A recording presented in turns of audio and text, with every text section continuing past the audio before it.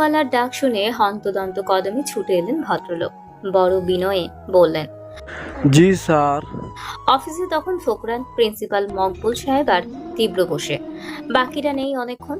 তীব্রর সঙ্গে আলাপ শেষেই বেরিয়েছেন তারা। মকবুল বললেন, রুমের সামনে এত হল্লাহল্লি কেন? কলেজের মেয়েরা এলোমেলোভাবে হাঁটাহাঁটি করছে, ক্লাস হচ্ছে না। যাও, সবাইকে বলো এখানে গুরুত্বপূর্ণ আলোচনা চলছে, যেন এভাবে রুমের সামনে দিয়ে পায়চারি না করে। গফুর মাথা কাত করলেন। জি স্যার।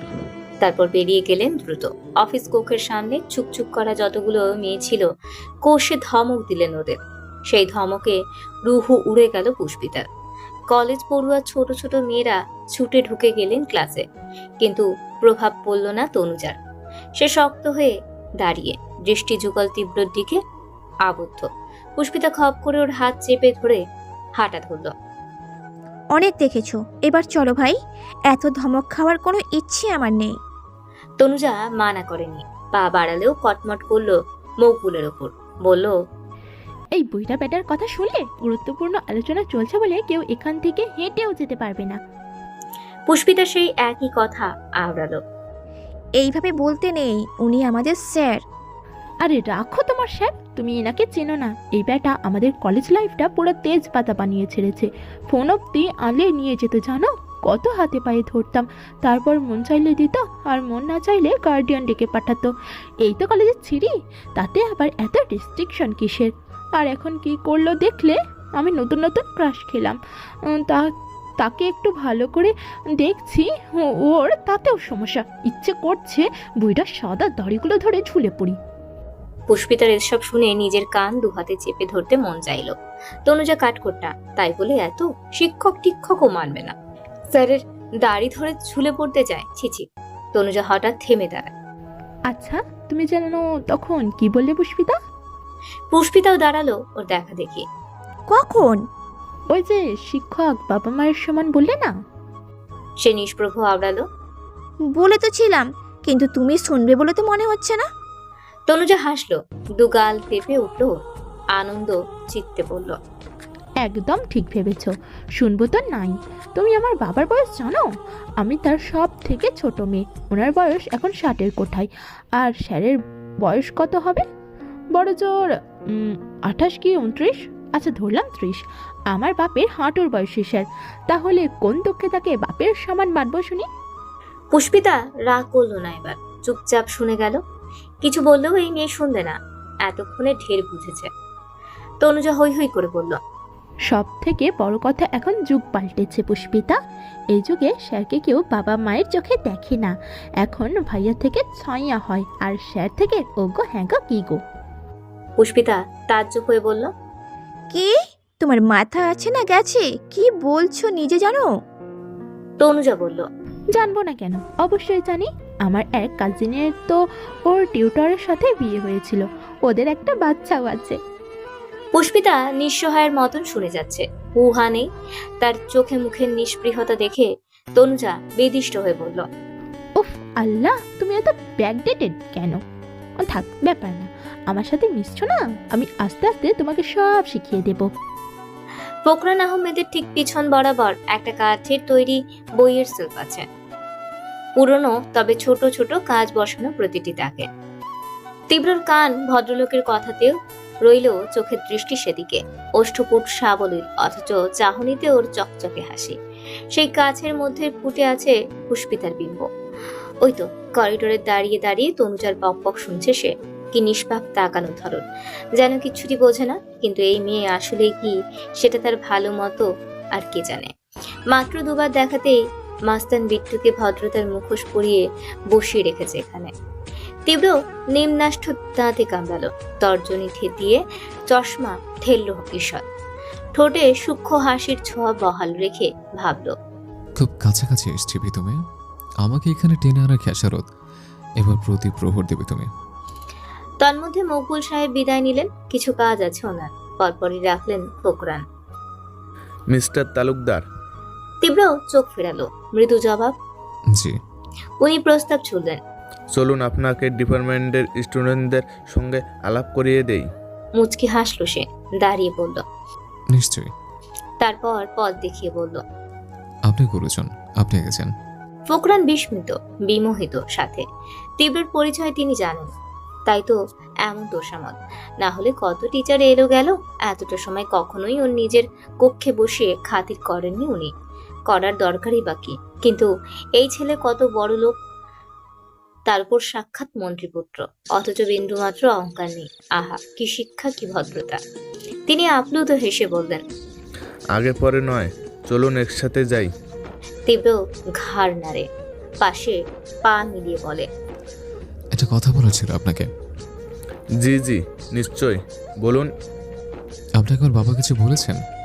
জামশেদ স্যার, কি ব্যাপারে বলুন তো? ফোকরান থামলেন, মিনিট কয়েক মনে করার চেষ্টা করেই উদ্বেগ নিয়ে বললেন। ও হ্যাঁ, ওই ব্যাপারটা তো। আপনার আসল পরিচয় যাতে আমি কাউকে না বলি, আপনি যে জামশেদ স্যারের ছেলে সেটা। জি, কারণটাও তো বলেছে আপনাকে। হ্যাঁ, শুনলাম। আর সত্যি বলতে, কথাটা শোনার পর থেকেই আপনার উপর আমার অন্যরকম এক্সপ্রেশন কাজ করছে মিস্টার তালুকদার। এমন অমানবিক চিন্তাধারা কিন্তু সকলের হয় না। যারা বাবার বিশাল নামডাক পরিচয় লুকিয়ে আত্মসম্মানের সাথে নিজে কিছু করতে চায়, আমি আপনাকে মন থেকে এপ্রিসিয়েট করছি। আর আপনি রিল্যাক্সে থাকুন, আমি কাউকেই জানাবো না। শিষ্টাচারে ভরপুর হাসি হাসলো তীব্র, সংক্ষেপে জানালো। Thank you. উচ্চরবে ক্লাসরুম স্তব্ধ হয়ে গেল ফোকরান আহমেদ প্রবেশ করার সাথে সাথে। পেছনে তীব্র ঢুকলো ওনার। শিক্ষার্থীরা বসা থেকে তটস্থ বেগে দাঁড়িয়ে যায়, সমস্বরে আওড়ায়। আসসালামু আলাইকুম স্যার।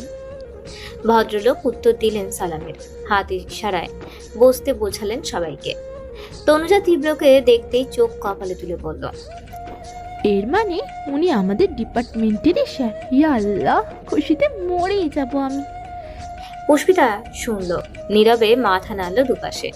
এই জীবনে স্যার দেখলে কোনো ছাত্রীকে সে এমন করে উঠতে দেখেনি। এই মেয়ে পাগল, নির্ঘাত পাগল। স্যারের মতো সম্মানীয় ব্যক্তিকে জড়িয়ে কিসব বলে, তবা তবা। উপস্থিত সবার চোখ মুখ ব্যগ্র আগ্রহী। ফোকরান আহমেদ তীব্রকে দেখিয়ে ঘোষণার মতন বললেন। Meet with your new lecture, mister Tibro Reza Talukdar, graduate in economics. সবগুলো নজর একযোগে তীব্রের দিকে পড়তালে অপ্রস্তুত হয় সে, কিন্তু ধরা দেয় না। তামাটি ঠোঁট দুদিকে স্বল্প ছড়িয়ে মৃদু হাসলো, ছোট্ট করে বলল। হ্যালো। ফোকরান ওকে বললেন। মিস্টার তালুকদার, আপনি চাইলে কিন্তু আজকে থেকেই ক্লাস নিতে পারেন। এতে খুব দ্রুত প্রিয় হয়ে গেলেন আপনার স্টুডেন্টদের সঙ্গে। তীব্রর মুখের ওই টুকু হাসিটা সহসাই তপ তপ করে নিভে যায়। ছোট্টখাট্ট বাজ আছড়ে পড়ল তালুতে। ভেতরে ভেতরে ফোকরানের উপর ফুঁসে উঠল সে। ঠোঁট গহ্বরের মধ্যে লুকানো দাঁতগুলোকে গায়ে গায়ে পিষে ধরল সজোরে। ইচ্ছে করছে এক থাপ্পড়ে ব্যাটাকে পুরো দুনিয়া ঘুরিয়ে আনতে। সে কেবল পরিচিত হতে এসেছে আজ। ক্লাস নেওয়ার একটা প্রস্তুতি আছে না, নিয়েছে সেটা নেয়নি, কিভাবে নেবে? এই আদর্শ শিক্ষকের বেশ ভাবতে ভাবতেই তো দিন কাটিয়ে ফেলেছে। বলা নেই কওয়া নেই, ক্লাস নিতে বলে দিলেই হলো। আরে বেটা, সময় তো দিবি নাকি? জীবনে নিজের জন্যই বই ছইনি, সেখানে হঠাৎ করে কি এদের কি পড়াবে? কিন্তু বুদ্ধিতে প্রখর আর আত্মস্থে তৎপর তীব্রর সময় লাগেনি নিজেকে সামলাতে। এখন মুখের উপর প্রস্তাব নাকচ করলেই বিপদ। নিষ্ঠাবান শিক্ষক হওয়া থেকে এক ধাপ পিছিয়ে যাওয়ার জোরালো আশঙ্কা। ফোকরান ওকে চুপ দেখে বললেন। Any problem mister Talukdar? আপনি আজকে ক্লাস নিতে না চাইলেও কোনো সমস্যা নেই। তীব্রর মুখের কাছে হাত নিয়ে কাশলো দুবার। ঠোঁটের ডগায় চমৎকার হাসির সাইনবোর্ড ছড়িয়ে পড়ল। নো স্যার, আল টেক ক্লাসরুম নাও। খুশি হয়ে গেলেন ফোকরান। দ্বিতীয়বার তুষ্টতায় উপচে এলো দৃষ্টি। এই কলেজে এখন অবধি যতগুলো শিক্ষক তিনি দেখেছেন, এক একটা চূড়ান্ত পর্যায়ের ফাঁকিবাজ। ক্লাসের কথা উঠলেই ওদের পেট কামড়ায়, শরীর খারাপ করে। কেউ তো সময়ের আগেই বেরিয়ে আসে। ওই জন্যই প্রতিষ্ঠানটার কিচ্ছু হচ্ছে না, নিতান্তই যাচ্ছে তাই অবস্থা। তার মধ্যে তীব্রর এই আগ্রহে ভীষণ রকম প্রসন্ন হলেন তিনি। ওর কাজ ছুঁয়ে বললেন। All the best. আমি এখন আসি। আপনি তাহলে আপনার স্টুডেন্টদের সঙ্গে একটা ভালো সময় কাটিয়ে ফেলুন। তীব্র হাসলো, জোর করে ভেতর থেকে হিচ্ছিরে আনা হাসি। এক পাশে অল্প মাথা নাড়াতেই কক্ষ ছাড়লেন ফোকরান। তীব্র জ্বলন্ত চোখে প্রস্থান দেখলো তার। মনে চাইলো ছুটে গিয়ে দোতলা থেকে ওটাকে এক ধাক্কা মেরে নিচে ফেলতে। লেকচারার তীব্র রেজা না হয়ে মাস্তান বিট্টু হলে ফেলেও দিত। দ্বিতীয়বার ভাবতো কিনা সন্দেহ। ও খুব কষ্টে বখাটেপনার পুরনো রাগ ঢাক মাটি চাপা দেয়। তেতো মেজাজের সামনে ফিরতেই ভরকে উঠলো কেমন। ছেলে মেয়ে সবাই হাঁ করে চেয়ে আছে। তীব্র অপ্রস্তুতিতে গলা খাকারি দিল। আশ্চর্য তো, এতগুলো এভাবে তাকিয়ে আছে কেন? ওর কি রূপ বিয়ে পড়ছে? সে আরেকবার গলা ছাড়ে। কোত্থেকে শুরু করবে, কি বলবে কিছুই বুঝতে পারছে না। জীবনে কাউকে পড়িয়েছে নাকি, না মনোযোগ দিয়ে ক্লাস করেছে। পাশ মার্ক তোলার মতো তো পড়তো কিনা সন্দেহ। তীব্র ঘাড় চুলকায়। কি সম্বোধন করবে এগুলোকে? তুমি না আপনি। তুই বললে ভালো দেখাবে? এই তুমি জিভে আনতে তার কষ্ট হয়, ভীষণ কষ্ট। ফোকরান ব্যাটাকেই স্যার স্যার বলতে হিমশিম খাচ্ছিল খুব। অনেকবার আটকে আটকে আসছিল গলায়, আর একটু অসাবধান হলেই অভ্যেসবশত তুই তোকারিটাই বেরিয়ে যেত বাইরে। তীব্র শ্বাস ফেলল, প্রস্তুতি নিল পরিস্থিতির মোকাবিলার। সামনের চেয়ে সহজ সাবলীল ভাষায় শুধালো। তাহলে কি খবর সবার? উত্তর এলো একসাথে। Good sir. তীব্র ক্লাসের ব্যাচটিক অর্থনীতি পড়ানোর কথা, এটাই নির্ধারণ করেছেন ফোকরান। কিন্তু কোন চ্যাপ্টার কিরকম দেখতে ওর মনে নেই। ছাত্র জীবনে একটু ভালোভাবে পড়লে হয়তো মনে থাকতো, কিন্তু এখন করারও নেই কিছু। যা কীর্তি ঘটিয়েছে অতীতে সেসব তো আর পাল্টানো যাবে না। আর এই জন্যই তো সে নাহিদকে সঙ্গে নিয়ে এসেছে, কারণ ওদের দলের একমাত্র ওইটাই পড়াশোনায় ভালো, যদি একটু কাজে লাগে এখন। তীব্র ঠোঁট কামড়ে কামড়ে ভাবলো এই মুহূর্তে কি করা যায়। নৌকার দাঁড় তো অন্যদিকে টেনে নেওয়া জরুরি। সে ভাবাভাবি রেখে ঝট করে চাইল। একেবারে গাঢ় চোখে চেয়ে মুগ্ধ হওয়ার মতনই হাসতেই চোখ আটকে গেল তনুজার। বেঞ্চের সাথে কনুই রেখে গালে হাত দিয়ে বলল, কি হাসি, মেরে ফেললো রে। তীব্র হোয়াইট বোর্ডের সামনে পাতানো টেবিলের কাঠের সাথে ঠেস দিয়ে দাঁড়ালো। এক পায়ের সাথে অন্য পা আড়াআড়ি রেখে দু হাত গুজলো পকেটে। সবার দিকে যেয়ে খুব ধীর স্থির গলায় বলল, আজকে আমার প্রফেশনাল লাইফের প্রথম দিন, সবার সাথে আলাপ হচ্ছে প্রথম। আর এই সুন্দর দিনটাতে পড়াশোনার মধ্যে বোরিং বিষয় আমি যাব না, তার চেয়ে বরং গল্প করি। আমরা না হয় কাল থেকে বইপত্র ঘাটবো। সে ভ্রু উঁচায়, জবাব চায় সকলের। নিমিষেই হই হই পড়ে গেল। উঁচু উঁচু কণ্ঠে জানালো, জি স্যার, জি। তীব্র দেওয়াল ঘেঁষে রাখা প্রথম সারির বেঞ্চের দিকে ঘাড় বাঁকিয়ে চাইল। জানালা হতে ঠিকরে আসা সূর্য কিরণ চশমার গ্লাসে সোজাসুজি পড়ছে তার। সাদাটে চোখ সহ কাঁচ দুটো জ্বলে উঠল হীরের মতন। বেঞ্চের কর্নারে বসা মেয়েটিকে বলল, পরিচয় দিন আপনার। তুইটুকু অতিবেগে গিলে ফেলেছে সে। শান্তবর্ণে লাফ দিয়েছে আপনি আজ্ঞেতে। মেয়েটি উঠে দাঁড়ালো, স্ফূর্ত গলায় নাম ধাম জানালো। আলাপের সূচনা শুরু হলো। তারপর সারি বেঁধে বেঁধে এক একজন দাঁড়িয়ে দাঁড়িয়ে পরিচয় জানাচ্ছে নিজেদের, অথচ তীব্র বিন্দু সম উৎসুক নয় এসবের। কান দিয়ে সব ঢুকে বের হওয়ার অবস্থা। সে পরিবেশের মোড় ঘুরেছে বুঝতেই স্বস্তির শ্বাস ঝাড়ে আড়ালে। একসময় পালা এলো তনুজার। সে বসা থেকে লতিয়ে দাঁড়ায়, চোখে মুখে লজ্জা ভাব। আড়ষ্টতায় গলা দিয়ে শব্দ বের হচ্ছে না, কোনো রকমে আওড়ালো, তনুজা জাহান মিম। তীব্র বলল, আচ্ছা বসুন। একইভাবে বসলো মেয়েটা, তার দু চোখ ভর্তি মুগ্ধতা। সবটা সামনেই শতনু তীব্রকে ঘিরেই। এরপরে পুষ্পিতা দাঁড়ালো। নাম বলতে হাঁ করবে যেই তীব্র হাত ঘড়ি দেখে ব্যস্ত কণ্ঠে বলে, আপাতত পরিচয় পর্ব থাক, আমার কিছু কাজ আছে, যেতে হবে এখন। কাল দেখা হচ্ছে আপনাদের সঙ্গে। পুষ্পিতার মুখ বন্ধ, থতমত খেয়ে নাম গিলে নিয়েছে। পুরো কথাটা বলার সময় তীব্র একটা বারও দেখেনি ওকে, চোখ অব্দি তোলেনি। বাকিদের দিকে চেয়ে বলেছে বিদায় নিয়েই বেরিয়ে গিয়েছে লম্বা পায়ে। পুষ্পিতার পেছনে আরো বেঞ্চ ছিল, সেখানে আরো মেয়েরা বসে। ওরা সমান বঞ্চিত হয় এই আলাপচারিতা থেকে, তাই মন খারাপ করলো। চাপা গুঞ্জন চললো এ নিয়ে। পুষ্পিতা জায়গায় বসে, তনুজার দিকে চাইতেই দেখলো অধর ফাঁক করে দেখছে দরজায়। সে ব্যর্থ শ্বাস ফেলে বলল, স্যার চলে গেছেন তনুজা, এবার তো মুখটা বন্ধ করো। তনুজা শুনলো, তবে মানল না। হাসি হাসি চেহারায় শুধু ঠোঁট নেড়ে বলল, তুমি তীব্র রেজা আর আমি তুমজা। ইস, কি মিল আমাদের নামের। এই জড়ি তো রব নে খোদ বানা দিয়া। পুষ্পিতার বিষম ওঠার জোগাড়। হতবাক হয়ে চেয়ে থাকে কিয়ৎক্ষণ। এসব শুনে মাথা ঘুরছে তার। দুনিয়া কোথায় চলে গেল? শিক্ষকের সাথেও এখন নামের মিল খোঁজে মেয়েরা। নাহিদের অবস্থা বিপন্ন, মহা বিপাকে পড়েছে সে। বিষয়টা হলো, সে আজ তীব্রর সাথে গাজীপুরে এসেছে। না, একসাথে আসেনি। তীব্র সকাল সকাল এলেও সে পৌঁছালো কেবল। সাথে এক প্রাক আসবার। একটা ফাঁকা বাসায় দুজন ছেলে থাকতে যতটুকু লাগে ঠিক তাই তাই, না কিছু বাড়তি না কিছু কম। যে ঘরটা ওরা ভাড়া নিয়েছে সেটার দরজায় বিশাল জং ধরা তালা ঝুলিয়েছেন বাড়িওয়ালা। খোলার জন্য দিয়ে গিয়েছেন মরিচা পড়া চাবি। এখন জং জঙে মিলে সব ওলট পালট হয়ে গেল। সেই কতক্ষণ ধরে তালা খোলার চেষ্টায় সে খুলছেই না। ওদিকে গেটের বাইরের প্রাক দাঁড়িয়ে, তালা না খুললে সেসব ঢোকাবে কি করে? বচ্চাত বাড়িওয়ালাটাও না জানে তোই ওরা আজকে আসছে এখানে। ঘরটা আগে ভাগে খুলে রাখতে পারলো না। নাহিদ অনেকবার চেষ্টার পর বিরক্ত হয়, আশপাশটা দেখে নেয় হন্যে চোখে। তারপর পাশের ফ্ল্যাটেও তালা ঝুলছে। কাউকে দেখে যে একটু সাহায্য চাইবে তারও উপায় নেই। শান্ত ছেলেটার মেজাজ চটে এলো। কপালের জমা ঘাম মুছলো বাহাতে। বিড়বিড় করে কাজে ব্যস্ত থাকার মাঝে কানে এলো অন্য চাবির ছনছন শব্দ। তৎক্ষণাৎ পাশ ফিরে চাইলো। নেত্রদয় চকচক করে ওঠে সবেগে। একটা মেয়ে, সেও তালা খুঁজে। নাহিদ দেখলো মেয়েটা চাবি দিয়ে একটা মোড় দিতেই আরামসে লক নেমে গেল। আরে বা, সে সাহায্যের কথা বলতে গিয়েও থামে। ভাবে বিষয়টা ঠিক হবে না।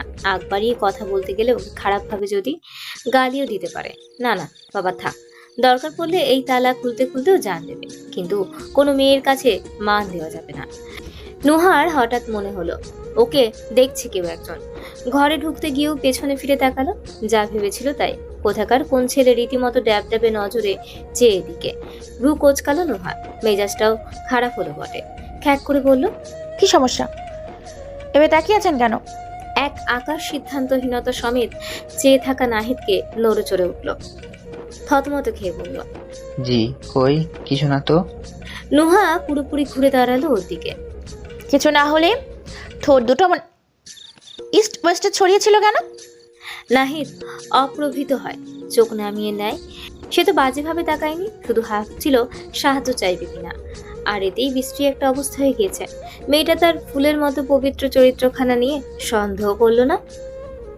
নুহা তীক্ষ্ণ নজরে নাহিদকে দেখছে। নিতান্তই ভোলা ভালা একটা মুখ, ঢিলের শার্ট পরনে, কলার অব্দি বোতাম লাগানো, গলার হার দেখার অবস্থাও রাখেনি। শার্টের হাতে কবজি অব্দি টানা, কালো চুলগুলো একপাশে শীত করে আছড়েছে। সে কপাল কুচকে রেখেই নাহিদের আপাত মস্তক মেপে নেয়। এতে অধিক অস্বস্তিতে গাঁট হলো ছেলেটা। হাত দিয়ে কলারটা ঠিকঠাক করে আর একটু। নুহা মনে করার ভঙ্গি করে বলল, আপনাকে কোথাও যেন দেখেছি, চেনা চেনা লাগছে। কিন্তু আমি যে আপনাকে চিনি না। নুহার প্রয়াস ব্যর্থ। সে মনে করতে পারলো না, তবে সৎ পুরু করে শুধালো, নতুন এসেছেন? নাহিদ দাঁত মেলে হেসে বলল। জি। নুহা কাট কাট গলায় বলল, উত্তর জানতে চাইছি, দাঁত দেখতে চাইনি। দাঁত দেখাচ্ছেন কেন? নাহিদের হাসি মুছে যায়। চটপটে দাঁতগুলো ঢুকিয়ে নিল ভেতরে। নুহা ভ্রু উঁচিয়ে বলল, ফ্যামিলি সহ থাকবেন? নাহিদ মুখ কালো রেখেই বলল, জি না, দুই বন্ধু উঠেছি। নুহা অবাক হয়ে বলল, দুই বন্ধু মানে ব্যাচেলার? আমরা এখানে মেয়ের আছি, জেনেও বাড়িওয়ালা আঙ্কেল ব্যাচেলার কিভাবে ভাড়া দিলেন? বিপরীতে নাহিদ খুব আস্তে আস্তে বলল, জি সেটা তো আমি জানি না আপু, চাচাই ভালো বলতে পারবেন। মাথায় আগুন ধরে গেল নুহার। উষ্ণ দুপুরের রাগ বর্তালো বাড়ির মালিকের উপর। একে তো মা সারাদিন বাইরে থাকে, ঘরে ওরা দুটো যুবতী মেয়ে, তার উপর পুষ্পিতার অমন সুশ্রী চেহারা। বিপদ তো পাশের ফ্ল্যাট থেকে হেঁটে হেঁটে আসবে। সে দাঁড়িয়ে দাঁড়িয়ে এক তুমুল ঝগড়া বাঁধানোর সিদ্ধান্ত নিল। আগে হাত মুখ ধুয়ে আসা যাক। যেই ঘরে ঢুকতে যাবে নাহিদ অমনি পিছু হতে ডাকে, ইয়ে আপু শুনুন। ফিরে চাইল নুহা। কর্কশ গলা শুনে আর কথা বলার সাহস পেল না ও। দুধারে মাথা নেড়ে জানালো, কিছু না কিছু না। নুহার মেজাজ পুরো তেতিয়ে এলো এবার। কি হয়েছে? কিছু না হলে ডাকলেন কেন? শুধু শুধু ডেকে আমার মাথা গরম করাটা কি আপনার উচিত হয়েছে? নাহিদ নিষ্পাপ কণ্ঠে বলল, শুধু শুধু ডাকিনি তো আপু, আসলে আমি তালাটা কিছুতেই খুলতে পারছি না। আপনি কি আমাকে একটু হেল্প করতে পারবেন? নুহা একবার তালার দিকে দেখে। ছেলে মানুষ একটা তালা খুলতে ওর সাহায্য চাইছে, কি হাস্যকর ব্যাপার স্যাপার। তবে মানা করলো না, এগিয়ে এসে বলল। শুনুন, বাধ্যের ন্যায় সাইড হয়ে দাঁড়ালো নাহিদ। নুহা তালা হাতে ধরে উল্টে পাল্টে দেখলো, ওর দিকে চেয়ে বলল, খুলবো কি আমার মাথা দিয়ে? চাবি কই?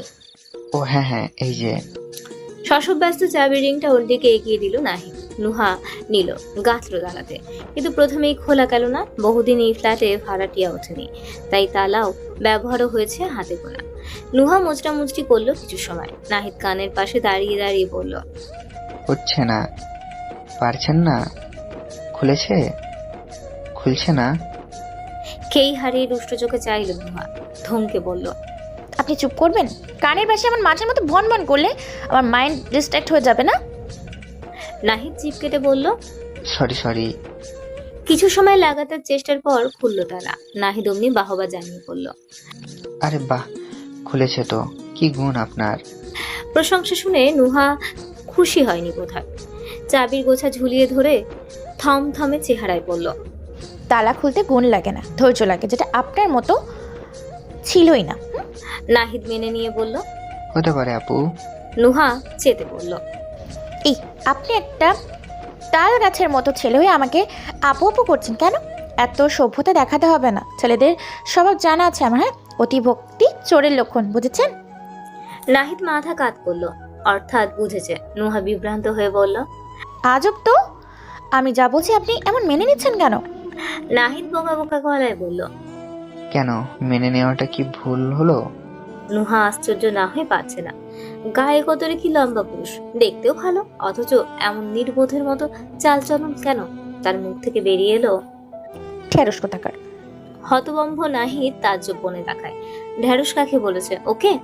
জিজ্ঞেস করার আগে এই ভাব নিয়ে পাশ কাটলো নুহা। নাহিদ আর কথা বাড়ালো না, তার কাজ তো হয়েছে। দরজা খুলে রেখে আবারও নেমে গেল নিচে। নুহা আবার ঘরে ঢুকতে গেলেই পিছু হতে উদ্বেলিত ডাক এলো। নুহা, নুহা। সে থামলো, ফোঁস করে শ্বাস ফেললো। আজ বোধহয় ওর ঘরে ঢোকা হবে না। 3 বারই বাধা পড়েছে। আবার তাকালো ঘুরে। পুষ্পিতা দ্রুত পায়ে সিঁড়ি দিয়ে উঠছে, ছটফটে গলায় বলল, জানিস কি হয়েছে? আমাদের কলেজে একজন নতুন টিচার এসেছেন। তনুজার কথা বলেছিলাম না তোকে? ও তো পুরো সেই স্যারের উপর মেল্ট হয়ে গিয়েছে। আমি কত করে বোঝালাম যে। Excuse me. আচমকা খুব কাছ থেকে আসা স্থূল কণ্ঠটা কথা থেমে গেল পুষ্পিতার। পাজুরা থামলো, চকিতে চাইলো। অমনি চমকে থমকে একাকার হলো গতিতে। তীব্র দাঁড়িয়ে, হাতে লাগেজ। পুষ্পিতার চোখ কোটর ছড়ায়, বিকট হয়, বড় বড় করে চেয়ে থাকে। অস্ফুট বলে, তারপর একটু আস্তে, আসসালামু আলাইকুম স্যার। তীব্র হাস্যহীন জবাব দিল। ওয়ালাইকুম আসসালাম। খুব নম্রতার গলার স্বর।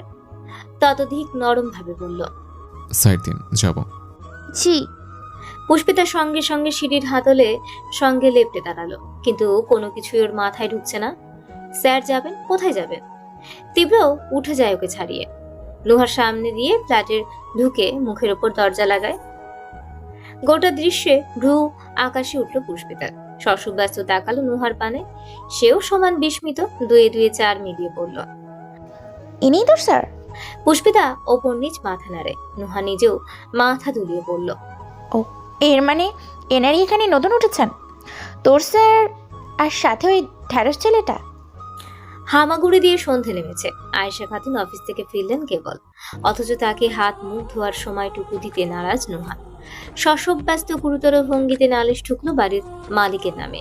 সে তখনও বিষয়খানা মেনে উঠতে পারেনি, তাই এখনো রেগে বউ। একা যাওয়া ঠিক হবে না, বিধায় মায়ের অপেক্ষা ছিল। এবার মাকে সহ জবাবদিহি চাইতে যাবে। কেন অমন তাগড়া দুটো জোয়ান ছেলেকে তাদের পাশের ফ্ল্যাটে ভাড়া দেওয়া হচ্ছে? একটু আক্কেল জ্ঞান কি নেই এদের?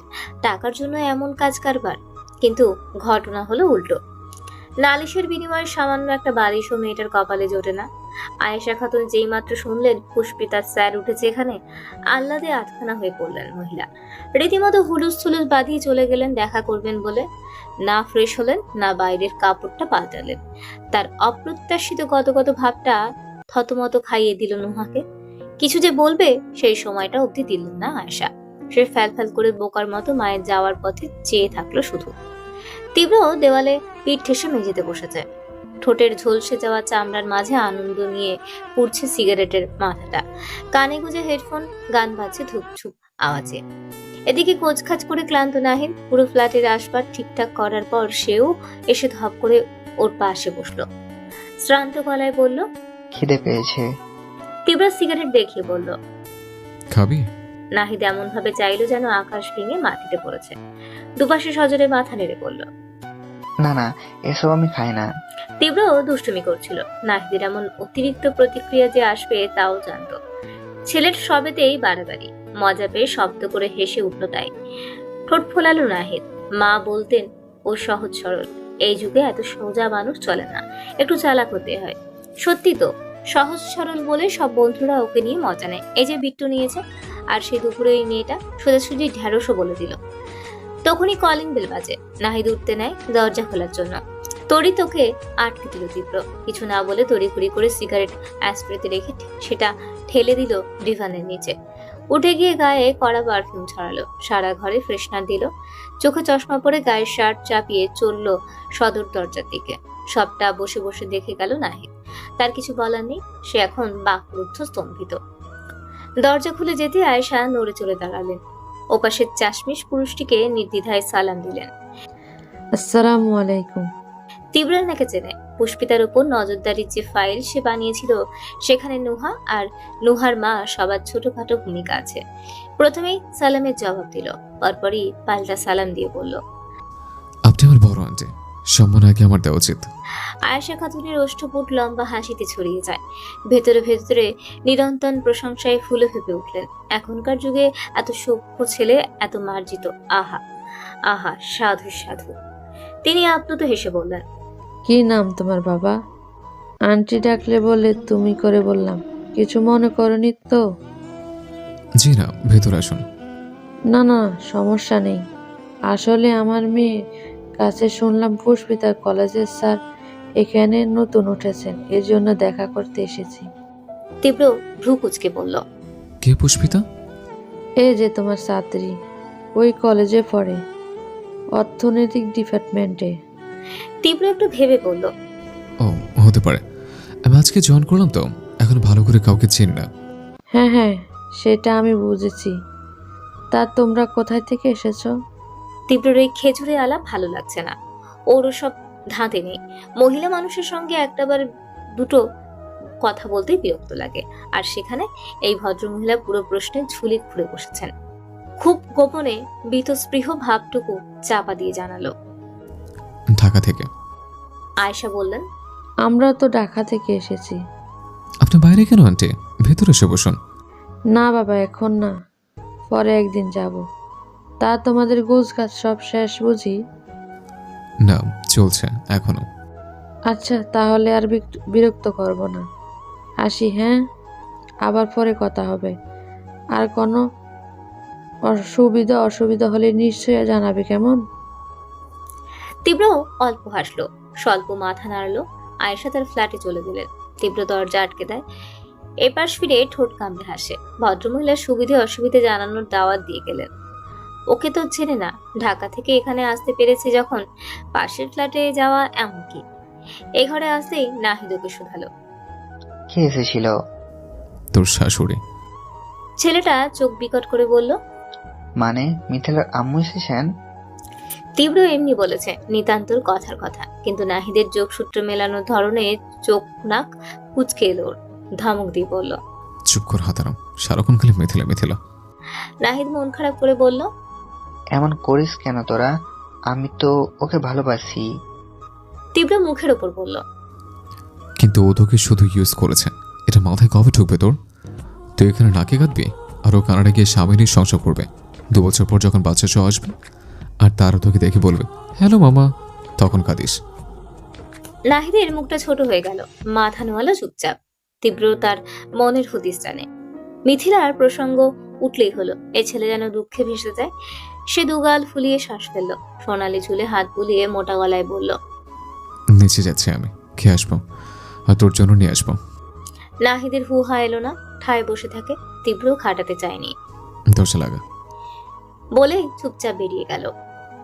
তীব্র আর মায়ের সব কথোপকথন দরজার এপাশ হতে পরিষ্কার শুনেছে নুহা। আয়েশা ঘরে ঢুকে দরজা চাপাতেই রেগে মেগে বলল, তুমি আমাদের সাথে তো মিষ্টি মিষ্টি করে কথা বলছিলে কেন আম্মু? আয়েশা ফিরে তাকালেন। তো কি খবর? নুহা অবাক হয়ে বলল, কি করবে মানে? বাড়িওয়ালা আঙ্কেলকে জিজ্ঞেস করবে কেন যে আমাদের পাশে ব্যাচেলার ভাড়া দিলেন। আমরা এখানে দুটো মেয়ে সারাদিন একা থাকি, উনি জানেন না? এবার যদি বিপদ হয় কোনো? বিপদ হতে যাবে কেন? বরং ওনারা উঠেছেন এখানে, এটা তো আরো ভালো হয়েছে। ভালো, ব্যাচেলার ছেলেপুলে এভাবে পাশাপাশি থাকবে, এটা ভালো। আয়েশা বিদিষ্ট হয়ে বললেন, তুমি আসলে খুব বেশি বোঝো, বুঝলে? উনি পুষ্পিতার টিচার, একটা ভার্সিটির প্রফেসর, কত সম্মানীয় লোক। তাকে আর 5টা বকাটে ছেলের সাথে গুলিয়ে ফেলছো কেন? সে কি বাকিদের মতো হবে? এই তো কথা বলে এলাম। আমার মানুষ চিনতে ভুল হয় না। কত আদব কায়দা জানা ছেলে, আমাকে কত সম্মান দিল। তারপর পুষ্পিতার দিকে চেয়ে বলল, তোমার কি মনে হয় পুষ্পিতা, আমি ঠিক বলছি না? পুষ্পিতা অবলার মতন বসেছিল সোফাতে, নড়ে চড়ে উঠল, মৃদু কণ্ঠে সায় মিলিয়ে বলল, জি, আমার কাছে স্যারকে ভালো মানুষই মনে হয়েছে। নুহা বলল, একদিন দেখেই বুঝে গেলি মানুষ ভালো না খারাপ? নাকি এখন তুইও বলবি তোর মানুষ চিনতে ভুল হয় না?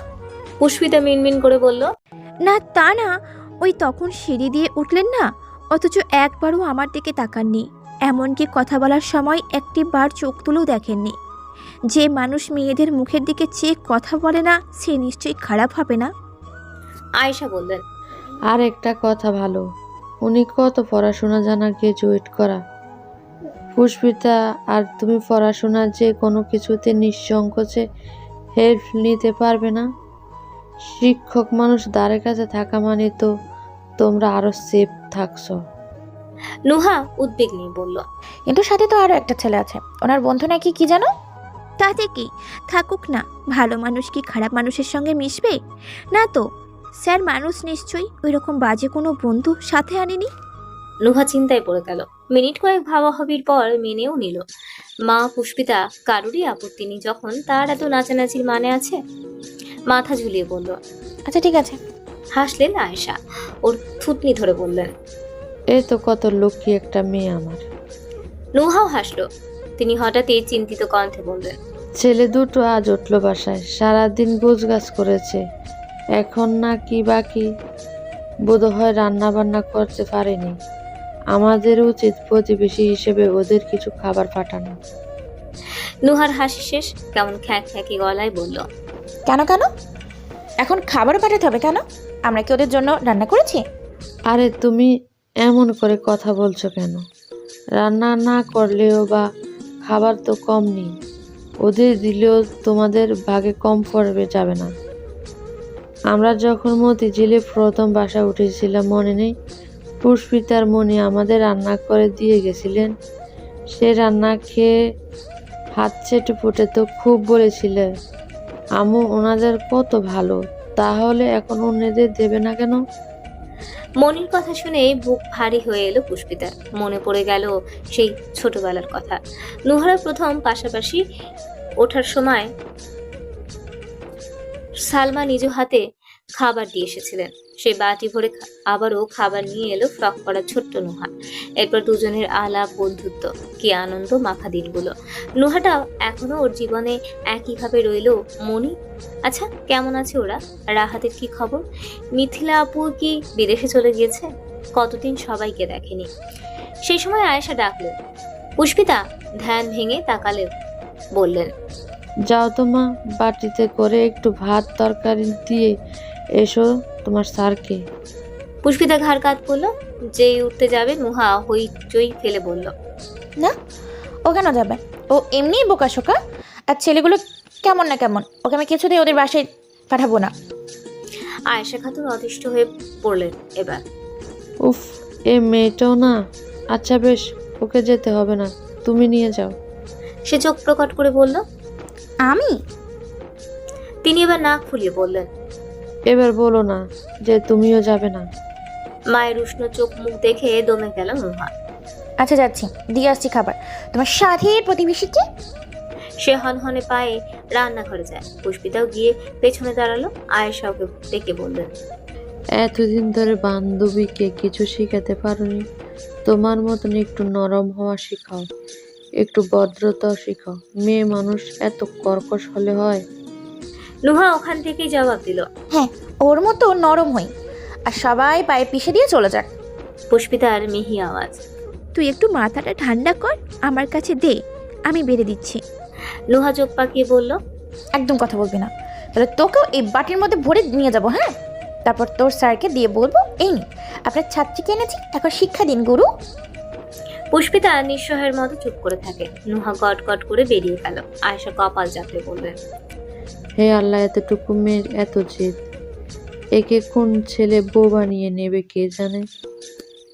নাহিদের মন বিষণ্ণতায় মোড়া। জানালার দিকে চেয়ে বসেও চোখে জল, হাতে মানিব্যাগ, যার ফ্রন্ট পকেট থেকে বেরিয়ে আছে মিথিলার সুন্দর একটি ছবি। নাহিদ বৃদ্ধাঙ্গুল ছবির ওপর আলতো করে বোলায়। কত বছর ভালোবাসাময় দিনগুলো চিত্রের ন্যায় হানা দেয় চোখের সামনে। ব্যথা তো ঢোক গেল নাহিদ। মিথিলার দিকে চেয়ে বলল, আমি এখনো আগের মতোই তোমাকে ভালোবাসি। এই ভালোবাসা একটুখানিও কমেনি জানো। অথচ ওরা বলে তোমায় ভুলে যেতে, সব ভুলে সুন্দর করে বাঁচতে। সব কি এতই সহজ মিথিলা? প্রথম প্রেম, জীবনের প্রথম নারীকে এত অনায়াসে ভুলে যাওয়া যায় না। আমি তো শুরু থেকেই জানতাম তুমি আমায় নিয়ে সিরিয়াস ছিলে না। এটুকু না বোঝার মতো বোকা আমি নই। কিন্তু কোনো এক ব্যর্থ আশায় বুক বাঁধা ছিল। সে ভেবেছিল আমি আমার মতো করে ভালোবাসবো। একদিন তুমিও ঠিক এইভাবে আমাকেও কাছে টানবে। একদিন তুমি এইভাবেই আমাকেও কাছে টানবে। হয়নি। আমি শত চেষ্টা করেও পারিনি তোমার মন গলাতে। অতগুলো দিনে আমার ভালোবাসা একটু ছুঁতে পারেনি তোমায়। জীবনে বাঁচার জন্য আমাকে নয়, আমার টাকাকে এত বড় করে দেখলে মিথিলা। একবার আমাকে বেছে নিয়ে দেখতে না হয়, জান দিয়ে দিতাম তোমাকে সুখে রাখার জন্য। নুহা দেখলো দরজা হাঁ করে খোলা। সে বাইরে দাঁড়িয়ে থমথমে গলায় ডাকলো, কেউ আছে? সাড়া এলো না। ও আবারও ডাকলো, এবারও না। ভেতরে কেউ কি নেই? ভেতরে কেউ নেই নাকি? এতবার ডাকলো, কেউ উত্তর দিচ্ছে না। নুহা ফেরত আসতে নিয়েও থামে। মায়ের কথাটা মনে করে মায়াও হলো। সত্যি তো, হতেই পারে ওনারা এখনো কিছু খেতেই পারেনি। বাসা অদল বদল করা তো আর চারটিখানি কথা নয়। যতবার ওরা বাসা পাল্টেছে, জীবন বেরিয়ে গেছে ওর।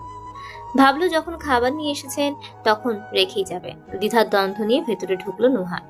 বসার ঘর খালি। নুহা টেবিলের উপর রাখতে গিয়ে চোখ পড়লো সোজাসুজি শোবার ঘরে। ভ্রু গোছালো। নাহিদ জানালার সামনে থম মেরে বসে আছে। এবার মেজাজ চটে গেল মেয়েটার। কি অভদ্রের দলবল।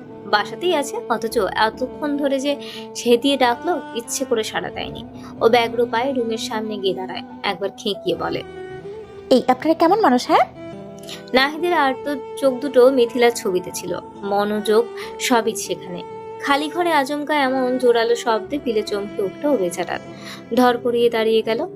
ওঠার প্রকোপে হাতের মানিব্যাগ ঠিকরে পড়লো ফ্লোরে। ও প্রচন্ড ভয় পেয়ে পড়ল। আপনি আপনি কিভাবে ঢুকলেন? এ ঘরে এলেন কি করে? নুহা আশেপাশে চেয়ে জায়গা খুঁজলো খাবার রাখার। একটা টেবিল দেখে এগিয়ে যেতে যেতে বলল, ঢুকেছি দরজা দিয়ে, আর এসেছি পায়ে হেঁটে, বুঝেছেন? নাহিদ মাথা কাত করলো আগের মতো, তবে এখনো ধুকপুক করছে। নতুন জায়গা, আবারও বেডটুটা নেই। ওকে তো কিডন্যাপ করে যে কেউ সহজেই নিয়ে যেতে পারবে। নুহা খাবার রেখে সোজা হয়ে দাঁড়িয়ে বলল, আমার মা অনেক ভালো মানুষ। ওনার ধারণা আপনারা কাজের চাপে এখনো না খেয়ে আছেন, তাই খাবার দিয়েছেন। আমি একদম নিয়ে আসতে চাইনি, প্রচুর করে পাঠালেন আর কি। যাকে না খেলে খেয়ে নেবেন, আর খেলে রাতের জন্য রেখে দিবেন, তখন কাজে লাগবে। নাহিদ ছোট করে বলল, এসবের কি দরকার ছিল? সেসব আম্মু জানে, আমি তো। ওর মুখের দিকে নজর পড়তেই কথা থামলো নুহার। আরো ভালো করে চাইলো। নাহিদের চোখের কোনায় সূক্ষ্ম জলের রেশ। এক পশলা কান্নার পর চোখ মুছলেও যেমন চিহ্ন রেখে যায়। আপনি কি কাঁদছিলেন মিস্টার ঢ্যাঁড়স? নাহিদ হতভম্ব হলো, ভেবা চাকা খেলো। একে নাম দুয়ে ধরে ফেলা, তারপর আরেক দিকে মুখ ঘুরিয়ে পড়ল। কই না তো। নুহার চাহনি প্রখর। বোঝার চেষ্টায় সে, একটা ছেলে কি কারণে কাঁদতে পারে? লাইফ নিয়ে ডিপ্রেসড, চাকরি পাচ্ছে না, নাকি সে সময় ওর চোখ যায় মেঝেতে। ওয়ালেট পড়ে আছে নাহিদের, যেখানে মিথিলার পাসপোর্ট সাইজের ছবিটা সদর পেঁচিয়ে। ও এগিয়ে গেল, হাতে তুলে দেখতেই বুঝে ফেললো যা বুঝার। নিশ্চিত হতে বলল, আপনার বুঝি ব্রেকআপ টিপআপ হয়ে গেছে মিস্টার ঢ্যাঁড়স? চকিতে চাইল নাহিদ। ওয়ালেটটা একরকম কেড়ে নিল ওর হাত থেকে। শান্ত মানুষ মুহূর্তে কেমন তেতে বলল। আমার ওয়ালেট ধরছেন কেন? নুহা ভরকে যায়, চোখ কুচকে বলে, বাপরে, ব্যাগে কয় লাখ টাকা আছে শুনি? এবার টেনে নেবার কি ছিল? নাহিদ কাজটা ঠিক হয়নি ভেবে আস্তে করে বলল, সরি, আসলে মন মেজাজ ভালো নেই, এই জন্য আর কি, কিছু মনে করবেন না। নুহা ঠোঁট টিপে হেসে বলে, বুঝেছি, গার্লফ্রেন্ড ভেঙে গেছে বলে কাঁদছিলেন তাই তো? নাহিদ রুষ্ট চোখে চায়, তেমন চড়া কণ্ঠে বলে, ভেবে যায়নি, বিয়ে হয়ে গেছে, না জেনে কেন আজে বাজে বলছেন? নুহা মজা করছিল। মানিব্যাগে তো আর কোনো মেয়ের ছবি ছেলেরা এমনি এমনি রাখে না, গার্লফ্রেন্ড হবে বলেই আন্দাজ করে বলা। কিন্তু সত্যি নাহিদ এই কারণে কাঁদছে শুনে তাজ্জব হয়ে বলল, কি আশ্চর্য, একটা গার্লফ্রেন্ড চলে যাবে আপনি সত্যি সত্যি ভেবে গেছেন? কেন, এটা কি কাঁদার মতো ব্যাপার নয়? নুহার দৃঢ় কণ্ঠ, মোটি না, এর থেকেও কত বাজে বাজে ঘটনা ঘটেছে আপনি জানেন? এই যে আমাদের দেশের কথা ধরুন, সারা চামড়া বিদেশিদের কাছে তাদের কত টাকার ঋণ, কই দেশ তো কাঁদছে না, প্রধানমন্ত্রী তো দিব্যি গাড়ি করে ঘুরছে। তাহলে নাহিদ জড় বুদ্ধিতে চোখ বড় করে বলল, আপনার কাছে এই দুটো জিনিসের মানে এক? না, অবশ্যই এক না। আপনার থেকেও দেশের ব্যাপারটা মারাত্মক, কারণ দেশের ক্ষতি মানে দশের ক্ষতি, কিন্তু আপনি তো অক্ষত, তাই আপনার বিষয়টা এক্ষেত্রে অতিকাই তুচ্ছ। সহসা এক পেশে হাসলো নাহিদ, ওয়ালেটের দিকে চেয়ে থেকে বলল, আপনার কাছে হয়তো তুচ্ছ, আমার কাছে নয়, কারণ আমি ভালোবেসেছি। আপনি কখনো কাউকে ভালোবেসেছেন? সে চাইলো উত্তর জানার প্রবণতা চোখে। নুহা দুপাশে মাথা নেড়ে বলল, না। তাহলে আপনি বুঝবেনও না। একজন ব্যর্থ প্রেমিকের কষ্ট বুঝতে প্রেম সুলভ হৃদয় লাগে। নুহার শিথিল চাহনি বদলে যায়, গুরুতর হয়। নাহিদ একটু চুপ থেকে বলল, খাবারের জন্য ধন্যবাদ, আমাকে একটু একা ছাড়বেন প্লিজ, একা থাকতে চাইছি। আবার ভেবে বসবেন না, তাড়িয়ে দিচ্ছি আপনাকে। কেন যেন মন খারাপ হলো নুহার। শব্দহীন মাথা ঝাঁকিয়ে চুপচাপ হাঁটা ধরল। দরজায় গিয়ে ফিরে চাইলো আবার। নাহিদ ওয়ালের থেকে চোখ নিয়ে জানলার বাইরে ফেলছে, পরপর বক্ষ স্থল ফুলিয়ে ফোঁস করে শ্বাস ছাড়ল। নুহার মনে হলো এই নিঃশ্বাসের নির্গমন সাধারণ কিছু নয়, হাওয়ায় মিলিয়ে দেওয়া কারো বিষাদের ভার। সেই ভার বোঝার ক্ষমতা কি আসলেই ওর নেই? ঝাঁ চকচকে রাস্তাঘাট এক একটি উঁচু স্তম্ভের মতন পরিষ্কার পরিষ্কার দালান, টকটকে ঝলঝলে কানাডা ভূমি দেখে মিথিলার চোখ বিমোহে মুদে আসার জোগাড়। এই তো ঠিক এইরকমই দেশেরই তো স্বপ্ন দেখেছে ও। আহা, অবশেষে পেল প্রাচুর্যে ঘেরা ভীষণ ভীষণ শৌখিনতায় মরে থাকা জীবনে এবার আর সুখের অন্ত হবে না। ওরা এখনো দাঁড়িয়ে আছে এয়ারপোর্টের বাইরে, ল্যান্ড করেছে প্রায় আধা ঘন্টা হবে। মিথিলা সবকিছু দেখে দেখে এবার অধৈর্য হয়ে পড়ল, হাঁটু পা ঝিমিয়ে এসেছে ওর। ওদিকে পলাশ ফোন ব্যস্ত। মিথিলা অনেকক্ষণ ধরে অপেক্ষা করছে, পলাশ নিজেও নড়ছে না, কিছু বলছেও না। সারাদিন এখানেই কি থাকার প্ল্যান করেছে নাকি? গাড়ি আসবে না ওর? মিথিলা খেই হারিয়ে এবার কাছে গিয়ে দাঁড়ায়। কি ব্যাপার, আর কতক্ষণ দাঁড় করিয়ে রাখবে? তোমার গাড়ি আসবে কখন? এই তো ক্যাব বুক করতেছি, চলে আসবে। মিথিলা নাক কুচকে বলে, ক্যাব? ক্যাব কেন? তোমার গাড়ি নেই? পলাশ ফোন থেকে মুখ তুলে যায়। 2 সেকেন্ড ওর দিকে দুর্গেয় চাহনিতে চেয়ে থাকে, হঠাৎই দুপাশে মাথা নেড়ে হাসে। এতেই সবটা গুলিয়ে গেল মিথিলার। মাথায় ঢুকলো না কোনো কিছু, বিভ্রমে গলা ভিজিয়ে দাঁড়িয়ে থাকলো পাশে। ক্যাব এলো 15 মিনিটের মাথায়। পলাশ ব্যাকপ্যাক সহ উঠে বসে। মিথিলা ঠায় দাঁড়িয়ে তখনও। সে গাড়ির জানালা থেকে চেয়ে বলল, এয়ারপোর্টে থাকবে বলেছে, নাকি ওঠার জন্য পালকি আনবো? মিথিলার রাগ লাগছে। পলাশের গাড়ি থাকতে সে ক্যাবে যাবে কেন? উঠলেও চোখে মুখে তার তীব্র অনীহা। পাশে বসে ফের একই কথা শুধালো, ক্যাবে যাচ্ছি কেন আমরা? তোমার নিজের গাড়ি নেই পলাশ? না। জবাব শুনে আহত মিথিলা। গুটগুটে অন্ধকার নামলো মুখে। পলাশের গাড়ি নেই, এর মানে এখানেও তাকে গ্রামে ট্যাক্সিতে যাতায়াত করতে হবে। সে বিধ্বস্ত মনে বসে থাকে। তিক্ত গলায় ছোট করে বলে, ধ্যাৎ। গাড়ি থামলো একটি আলিশান ভবনের সামনে, উচ্চতায় বিশাল। বাইরে থেকে দেখেই মিথিলার চক্ষু চরক কাজ উৎফুল্ল হয়ে বলল, এটা তোমার বাড়ি? উত্তর এলো। নামো। মিথিলা দুরন্ত কদমে নেমে যায়। পলাশ ভাড়া মেটালো ক্যাবের। মিথিলা ভবন দেখতে দেখতে হাঁ করে বলল, এত বড় বাড়ি তোমার পলাশ? ও মাই গুডনেস, এ তো আমার কল্পনার চেয়েও বড়। এবার বুঝেছি। পলাশ পাশে এসে দাঁড়ালো, ওর দিকে চেয়ে বলল, এই বাড়ি করতে করতে আর গাড়ি কেনোনি, তাই না? থাক, সমস্যা নেই, আমি এসে গেছি না। এখন আমরা দুজন মিলে গিয়ে একটা মার্সিডিজ কিনে আনবো। পলাশ কেমন করে হাসলো। মিথিলা বলল, কে আজব, আমি যাই বলছি তাতে এরকম হাসছো কেন তুমি? ও ঠোঁটে হাসি রেখেই বলল, তোমার কথা শুনে হাসছি। হাসার মতো কি এমন বললাম? কিছু না, চলো। মিথিলার কোনো কিছু মাথায় ঢুকছে না। এক ঝাঁক প্রশ্ন সমেত পিছনে চলল পলাশের। মেইন গেটের বেল বাজালে গার্ড লক খুলে দিলেন। পলাশ গ্রাউন্ড ফ্লোরে ফেলেই যখন লিফটে উঠতে যাবে, পূর্ব থেকে একটা মেয়ে এসে হামলে পড়লো ওর গায়ের উপর। চমকে উঠলো মিথিলা। সাদা চামড়ার মেয়ে, একটা হাঁটু সমান টপ পড়েছে শুধু। পলাশের গলা জড়িয়ে রেখেই ইংলিশে বলল, আউ পলাশ, আই মিস ইউ। পলাশকে অপ্রস্তুত দেখা গেল না। এই যে বইয়ের সামনে বুকের উপর অন্য এক মেয়ে, এতেও একটু ভ্রুক্ষেপ পেল না যেন। এক হাতে লাগেজ বা অন্য হাতে পাল্টা মেয়েটিকে পিঠ আঁকড়ে বলল, I miss you too Jenny. মুখের উপর হঠাৎ একদলা পানির ঝাপটায় ঘুম থেকে লাফিয়ে উঠল নাহিদ। ভয়ার্ত নেত্র ঝকচকি উঠাইল। কে কে? ঘুমু ঘুমু চোখ দুটো স্পষ্ট হতেই সম্মুখে তীব্রকে দেখা যায়। হাতে গ্লাস নিয়ে দাঁড়িয়ে আছে। ওটার পানি মেরেছে মুখে। নাহিদ হতবুদ্ধি হয়ে পড়ল। কি হলো? তীব্রর অসন্তোষ চোখে চেয়ে, তোকে এখানে ঘুমোতে এনেছে? তাহলে খেয়ে দিয়ে তো মানুষ রাতে ঘুমাবেই, তাই না? আপাতত কিছুদিন তোর ঘুম বন্ধ। নাহিদ মাথা চুলকায়। কি করব তবে? তীব্র একটু ঘুরে হাঁটা ধরল, ছোট করে বলে গেল, ফলো মি। নাহিদ নিরুপায় হয়ে উঠে বসে। পিছু নেয় ওর। তীব্র সোজা তার রুমে গিয়েছে।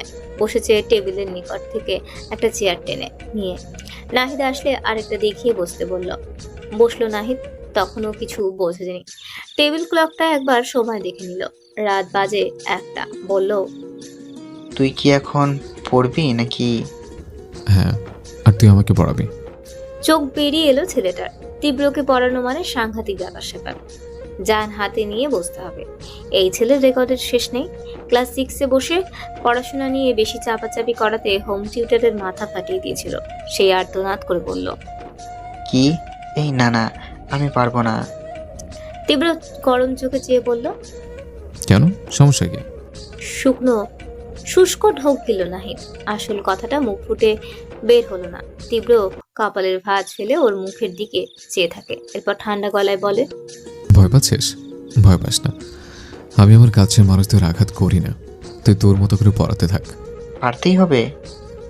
তীব্র চোখ রাঙালে চটপট বই মেলল। তীব্র নিজের মতো বলল, প্রতি রাতে আমাকে পড়াবি। তুই আমাকে যা বোঝাবি, পরের দিন আমি সেটা ক্লাসে কপি পেস্ট করে আসবো। ক্লাসে স্পেশালি ভিডিওমের সামনে আমার ভালো পারফরমেন্স জরুরি, আর সেটা নির্ভর করছে তোর উপর। যদি আমার পারফরমেন্স খারাপ হয়, মাথা না ফাটালে তোর চেহারার ডিসপ্লে আমি পাল্টে দেব। নাহিদ ভীত কণ্ঠে বলল, এটা কেমন কথা হলো? যদি আমি তোকে পড়াই তাহলে আমি তো টিচার। টিচারের সাথে এরকম করে কেউ? তীব্র ভ্রু উঁচিয়ে বলল, কথা কম, শুরু কর।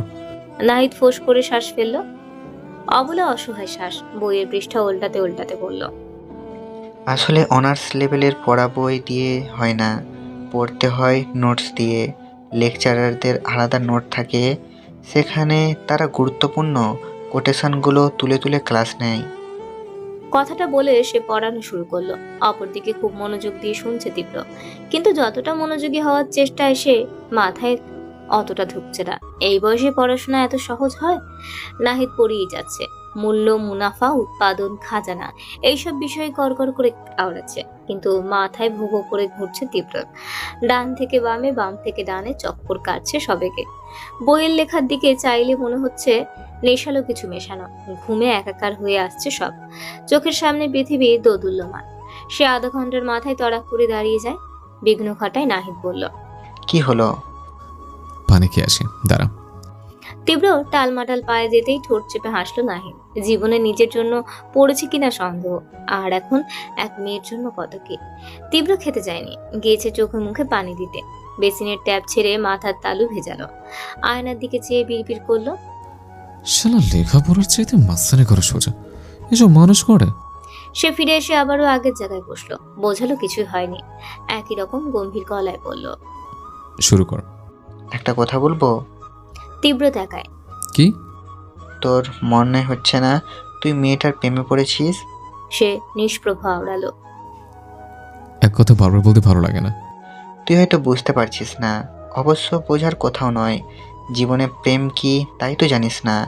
এই অনুভূতি একদম আলাদা, জানিস? সম্পূর্ণ ব্যতিক্রম একটা জগতে তোকে নিয়ে যাবে, যেখানে তুই হাওয়ায় উড়বি, শয়নে স্বপনে নিজের প্রেমিকাকে দেখবি। দেখিস তুই আস্তে ধীরে টের পাবি যে তোরও প্রেম হয়েছে। আমি এখনও 100% শিওর তুই প্রেমে পড়েছিস, না পড়িসনি, রীতিমতো হাবুডুবু খাচ্ছিস। তীব্র চেয়ারে পিঠ এলিয়া আর মোড়া ভাঙলো। এতগুলো কথার বদৌলতে খুব সাবলীল জবাব দিল, পড়লে পড়েছে, পছন্দ করলে প্রেম করবে, প্রেম পড়লে বিয়ে করে নিয়ে যাব, এর মাঝে আর কোনো কথা নেই। পরের দিন তীব্রর ক্লাস নিতে হয়নি। প্রিন্সিপাল কর্তৃক কি একটা মিটিং নিয়ে হেতু আজকে আর ক্লাস হবে না। সকল শিক্ষকদের থাকতে হবে সেখানে, তীব্র আছে। তবে 10 মিনিটের মাথায় মনে হলো এখানে ওর কাজ নেই। এসব ফ্যাচর ফ্যাচর শোনার চেয়ে সিগারেটে দুটা বসানো ভালো। সে কোনো রকম অনুমতি ছাড়াই কক্ষ ছেড়ে বেরিয়ে যায়। মকবুল খেয়াল করতেই থেমে গেলেন, পাশে বসা ফোকরানকে বললেন, এভাবে চলে গেলেন কেন উনি? থাক, বাদ দিন, আপনিই বলুন যা বলছিলেন। লোকটার মেজাজ খারাপ হলো, দাঁতে দাঁত চেপে রইলেন। তাও এই ফোকরার নতুন লেকচারারকে নিয়ে একটু বেশি কত ভাব হলো। সারাদিন পারলে নিজের রুমে বসিয়ে রাখে, এমন আধিক্যতা যেন ওর প্রধানমন্ত্রীর ছেলে। তীব্র ধূমপানের জন্য একটা আদর্শ জায়গা খুঁজছে। চারপাশে ছাত্রছাত্রীদের হাঁটাহাঁটি চলাফেরা, এদের সামনে তো আর খাওয়া যাবে না, কিন্তু যাবে কোথায়? হঠাৎই মনে পড়লো লাইব্রেরির কথা। ওটা এই কলেজের শোপিস, ফাঁকাই থাকে। ছাত্রছাত্রীরা পড়বে কি, পাই মারায় না। সে তৎক্ষণাৎ দোতলা পেরিয়ে লাইব্রেরিতে গেল। তনুজা দাঁড়িয়ে দাঁড়িয়ে ফিল্টার থেকে পানি ভরছিল বোতলে।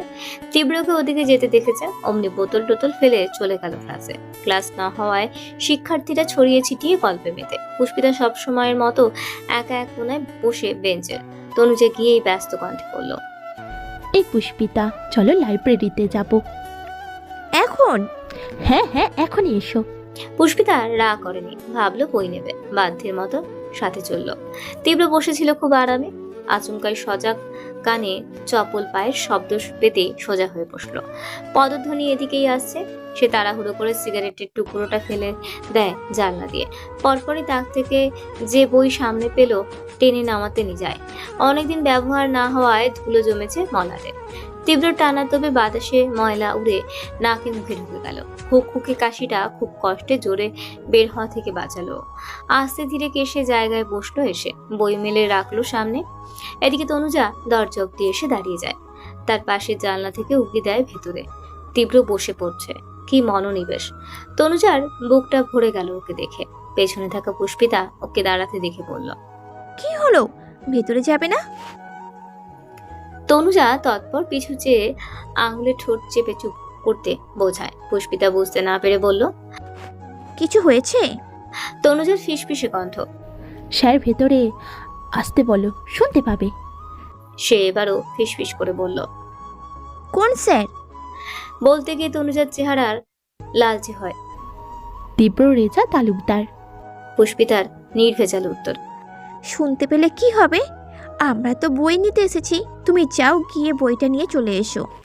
তনুজা বলল, বই নিতে আসিনি তো, আমি স্যারকে দেখতে এসেছি। পুষ্পিতা গড়গড়ে চোখে চাইল। তনুজার ঠোঁটে হাসি। সে ধ্যান মেরে চেয়ে আছে তীব্র দিকে। পুষ্পিতা এবার চাপা কণ্ঠে ভয়ে বলল, তুমি কি পাগল হয়ে গিয়েছো? কোনোভাবে কেউ যদি দেখে নেয় তুমি লুকিয়ে লুকিয়ে স্যারকে দেখছো, কি হবে ভাবতে পারছো?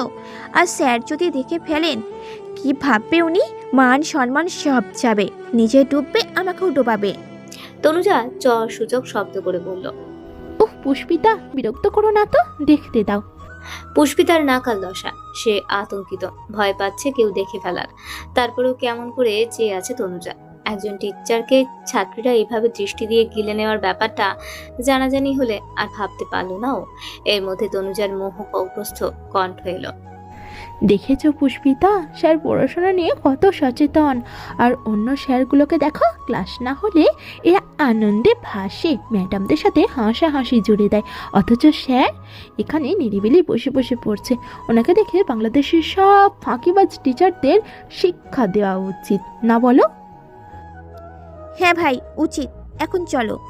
আহা, এমন করো না তো। তনুজা তার রেজাকে দেখছে। এখানে তৃতীয় ব্যক্তি হতে এসো না তুমি। পুষ্পিতা ঠোঁট উল্টে বলল, স্যারকে তো ক্লাসে গেলেও তো দেখতে পারবে, এইভাবে দেখার কি দরকার? গফুর ছাদ থেকে কোনো একটা কাজ সেরে নামছিলেন, ওদেরকে এখানে দেখেই ডাক ছুড়লেন। এই মেয়ে এখানে কি করছো? পুষ্পিতা চমকে তাকায়, তুতলে বলে, ছি, বই। উনিও সরল মনে ভাবলেন বই নেবে, বললেন, আচ্ছা নিয়ে যাও, তাড়াতাড়ি চলে যাও। তনুজা পিয়ন গফুরকে পাত্তা দেয় না। কলেজে থাকাকালীন এর হম্বিতম্বি দেখতে দেখতে সে অভ্যস্ত, তাই পুষ্পিতার মতো ভয় পাওয়া তো দূর, ফিরেও দেখল না। সে তখনও মত্তের ন্যায় তীব্রকে দেখছে। আচমকা বই থেকে ঝট করে চোখ তুলল তীব্র। সরাসরি নজর মিলতেই কলিজা ছলকে উঠল তনুজা। তীব্রকে দাঁড়াতে দেখে বাকিটুকু সাহসও গায়েব। গফুর নেমে যেতেই হাঁপ ছাড়ল পুষ্পিতা। ওষ্ঠ ফুলিয়ে স্বস্তির শ্বাস ফেলে বলল, তোমার তীব্র রেজাকে আর দেখতে হবে না বোন, আল্লাহর দোহাই এবার চলো। সে না দেখেই হাত টানে ওর, সারা না পেয়ে তাকায়। বক্ষ ছাদ করে ওঠে অচিরেই। কোথায় তনুজা, কোথায় কি? তীব্র দাঁড়িয়ে সামনে, একদম নাকের উপর যেন। ভয়ে পুষ্পিতার রুহু উড়ে গেল এবার। তীব্র কখন এসে দাঁড়িয়েছে? তনুজা কোথায় গিয়েছে? কিছুই টের পায়নি। তীব্র একবার ওর ধরে রাখা হাতের দিকে দেখলো, তারপর মুখের দিকে। পুষ্পিতার দৃষ্টি অনুসরণ করে চাইতেই চট করে হাতটা সরিয়ে আনে। লজ্জায় বোধ হয়ে মিশে যায় মাটিতে। ইস, শেষে কিনা স্যারের হাত ধরে টেনেছে। পুষ্পিতা কুণ্ঠায় হাঁসফাঁস করে চোখ নামিয়ে নেয়, কাঁপা কাঁপা কণ্ঠে বলে, সরি স্যার। তীব্রর কপালের ভাঁজ ছোট করে আওড়া শুধালো, কি নাম? পুষ্পিতার চোরা নয়ন তখন আশেপাশে। এই তনুজা ওকে বিপদে ফেলে কোথায় পালিয়েছে? তীব্র ধৈর্যহীন পুরো কণ্ঠে বলল, নাম জিজ্ঞেস করেছে। পুষ্পিতা। তীব্র একটু বাঁকালো। পুষ্পিতা? এটা আমার কেমন নাম? মানে কি নামের? পুষ্পিতা চোখ ঘুরিয়ে ভেবে বলল, মনে হয় ফুল। মনে হয় কেন? নিজের নামের মানে নিজেই জানো না? কে রেখেছে?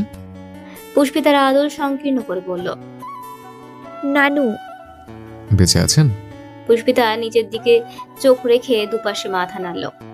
তীব্র আদেশের মতন বলল, পরের বার নামের মানে শুনে আমাকে এসে জানাবে, মনে থাকবে? পুষ্পিতা বাধ্যের ন্যায় ঘাড় কাত করলো এক পাশে। ক্লাসে যাও। নির্দেশ মেনে দুরু দুরু বুকে ঘুরে হাঁটা ধরলো পুষ্পিতা। এরপর ফিরে এতক্ষণে রুদ্ধ হওয়া দমটুকু ছাড়লো যেন। একেবারে উড়ে যাওয়ার মতন করে ত্রস্ত কদমে সিঁড়ি ভেঙে নেমে গেল নিচে। তীব্র বুকে হাত গুজে দেওয়ালে হেলান দিয়ে দাঁড়ায়, নিঃশব্দে হাসে। যে হাত পুষ্পিতা ধরেছিল সেদিকে একবার চোখ বুলিয়ে বলে, আজকে তুমি হাত ধরে ছেড়ে দিলেও যেদিন আমি ধরবো সেদিন কোনো ছাড়াছাড়ি নেই। সালমা বেগম কদিন যাবৎ অসুস্থ, আগের চেয়েও শরীরটা কাহিল হয়েছে।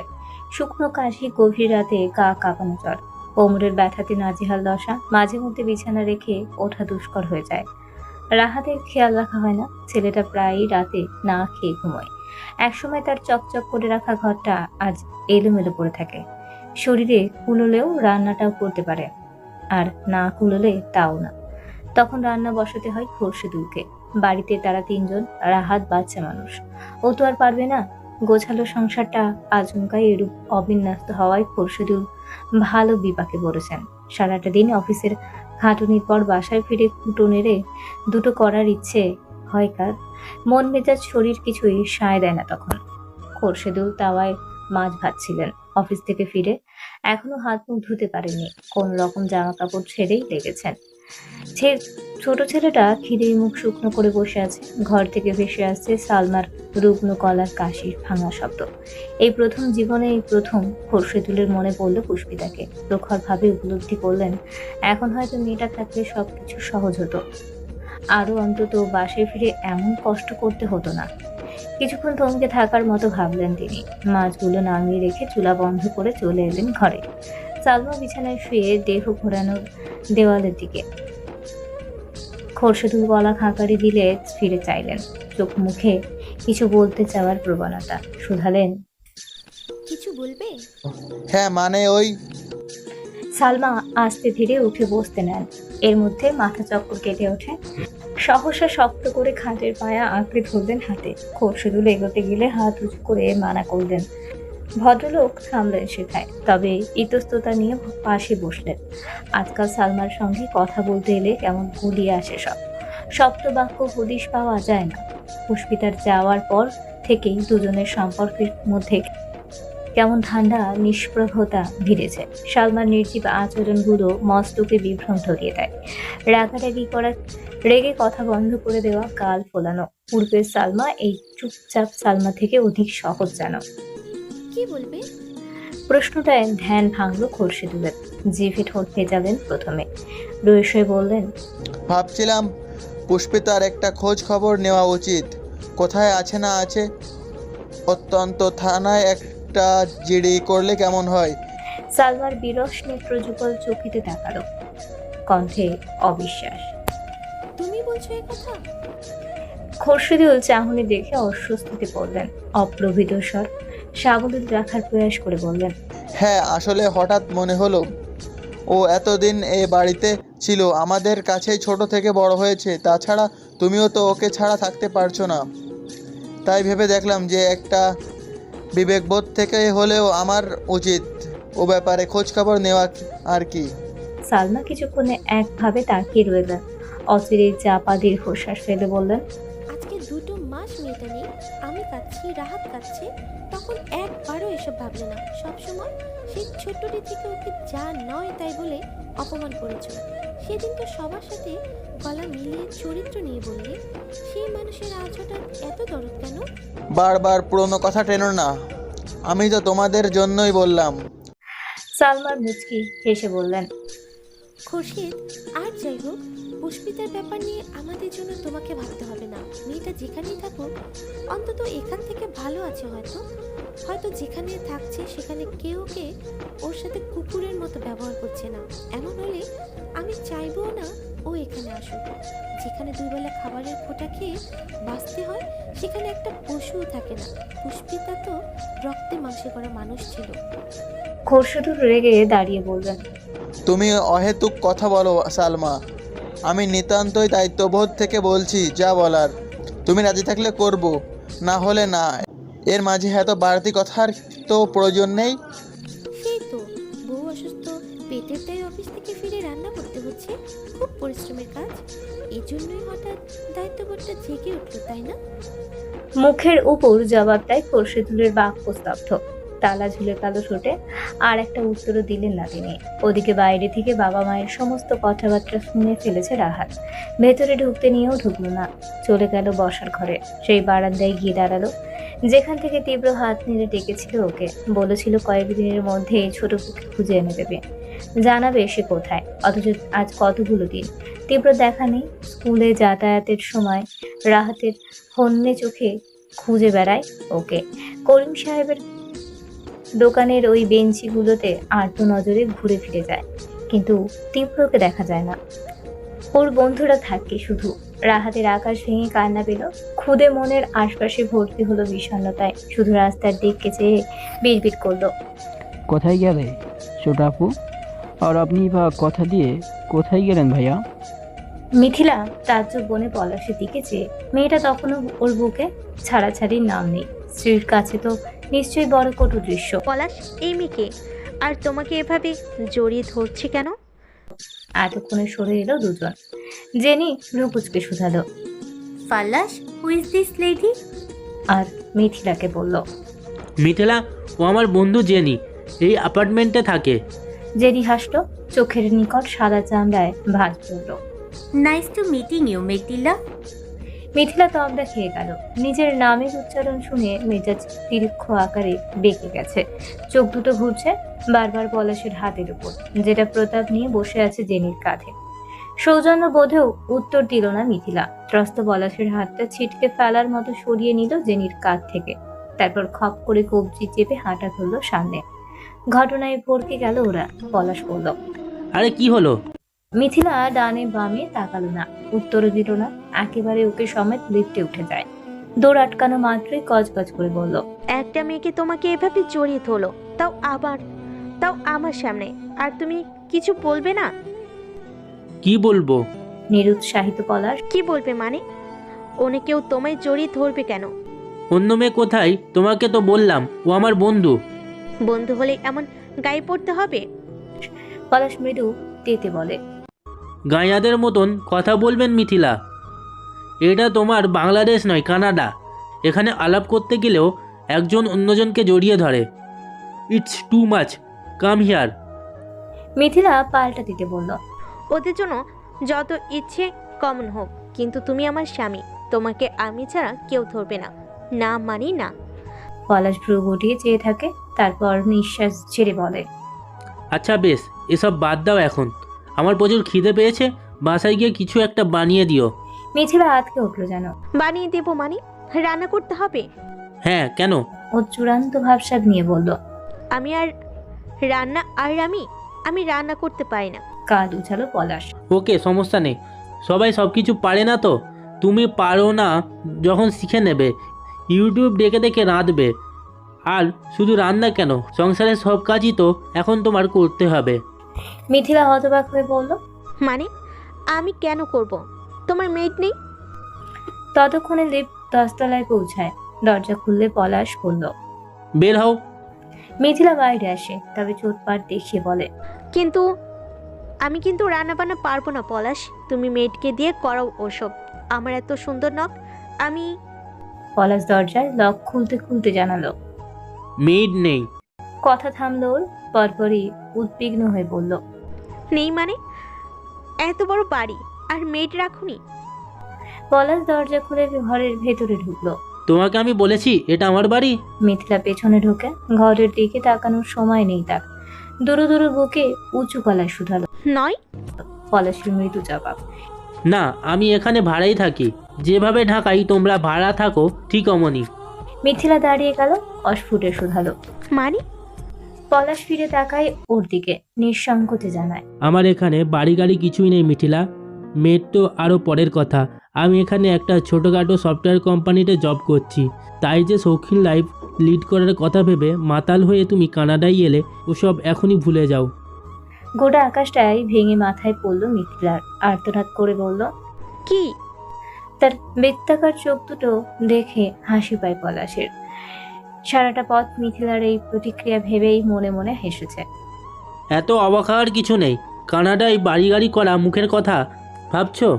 মিথিলা ধপ করে কাউচে বসে পড়ল।